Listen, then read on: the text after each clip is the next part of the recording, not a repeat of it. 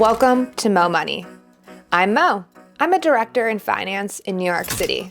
And here, we talk about money. Credit cards. Starting out your credit journey or just interested in credit cards? Let's chat about a few options that I personally think are great and use myself. There comes a point where we open a credit card to initially start building credit. But then we learn that these plastic cards can generate rewards for us. Choosing the right credit card to open is important because you do not want to start multiple lines of credit in a short period of time. So when you're getting asked at every retail outlet if you want to open their store credit card to save 20% or whatever on your purchase today, for now, say no. A credit card that I actively use is Chase Sapphire Reserve. Chase also offers a preferred card, but I found the Reserve to be a better fit. Now, a lot of credit cards, like Chase Reserve, have a fee. The fee for this card in particular is $550 a year. However, they give you $300 of travel credit each year. So when you do the math, it's really just $250 a year for some great perks. If you're in active military service, ask about getting the annual fee waived. One of my wants in life is to travel, and this card helps me do that using points. I get the 300 travel credit, plus generate points that I can use towards travel or even shopping. I have bought flights with points to places like Panama, Colombia, and the Bahamas. Let's talk about generating points. Once you open a credit card, put down your debit card.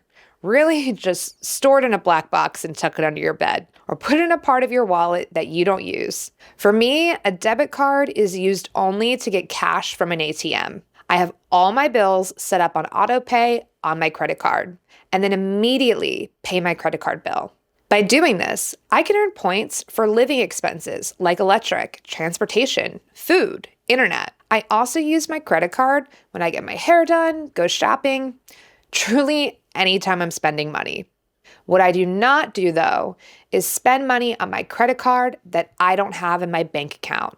This is how you might find yourself in credit card debt, spending money you don't actually have.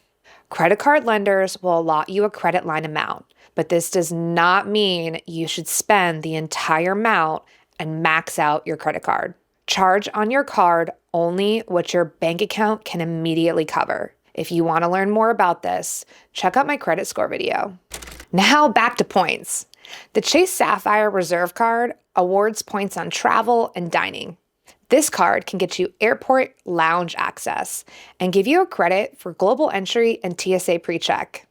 The Reserve card even provides rental car insurance and other travel insurances too. Chase has brand deals with Lyft and DoorDash as well. With the Reserve, if you spend a certain amount of money in a particular time period, you'll be rewarded with points too. Terms and conditions on credit cards update, so always be sure to read the fine print. The physical card is pretty snazzy itself. It's not cheap plastic, but made of metal. Throwing this card out on the table makes more of a statement than your debit card. If the Chase Sapphire Reserve sounds like a fit for you, check out my link and apply for yours. I know I've talked a lot about Chase, but this is not a sponsored ad. It's just my personal preference of a credit card. I chose the Chase Sapphire Reserve for the travel benefits, but I also found myself not getting a lot of flight upgrades. This led me to researching airline credit cards. I think when choosing an airline credit card, the best practice is to pick your favorite airline. For me, that's Delta. I know they changed their program for status, but I think they're the better option for me. After having my Chase credit card for a while, I opened another line of credit with a $250 annual fee, a Delta SkyMiles Platinum American Express card. Initially, I was excited for the free flight upgrades, but there are a lot of other great perks with this card. What is also great is that my Chase card gives me 10 times the points for Lyft airport rides. And Lyft is partnered with Delta. So that Lyft ride to the airport also earns me Delta miles. Add in Starbucks, I earn dining points and more Delta miles as they're partnered too. Always try to get the most from brands you're loyal to. Okay, back to the perks of the Delta Platinum card. Another thing that stood out to me was the companion flight. I get a free flight for my companion to any of the 50 United States or territories. This is great because I used to live in the Caribbean and go back each year. If you've flown somewhere in season, basically anywhere warm during a northeastern winter, you know these flights can be costly. With this card, if you spend a certain amount of money in a particular time period, you'll be rewarded with Delta miles. You can check up to 2 bags for free on flights, no foreign transaction fees, making traveling internationally less of a hassle.